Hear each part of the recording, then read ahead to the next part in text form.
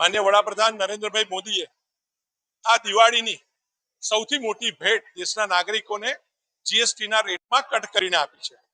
સામાન્ય માણસને બધી જ ચીજ વસ્તુઓ સસ્તી પડે એના માટેનો ખૂબ મોટો પ્રયત્ન એ ભારત સરકારનો આ રહ્યો છે।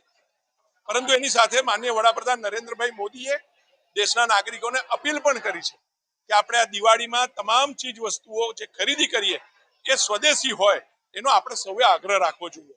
આ સ્વદેશી એક મંત્ર છે કે જેના દ્વારા આત્મનિર્ભર ભારત થકી આપણે સમર્થ ભારતનું નિર્માણ કરી શકીશું, વિકસિત ભારતનું નિર્માણ કરી શકીશું।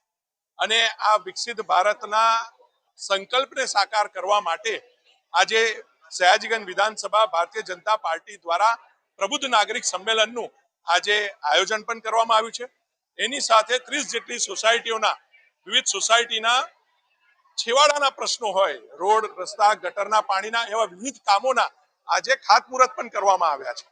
આ જેનાથી જે વિકસિત ભારતનું સ્વપ્ન આપણે જોઈએ છે, છેવાડાના માનવી સુધી સુખ સુવિધા પહોંચવી અને છેવાડાના માનવી થકી વેપાર, ઉદ્યોગ અને તમામમાં સ્વદેશી વસ્તુઓનો આગ્રહ અને આનાથી જોબ ક્રિએશન આ એક વિચાર સાથે પ્રબુદ્ધ નાગરિક સંમેલનનું આજે આયોજન કરાયું છે।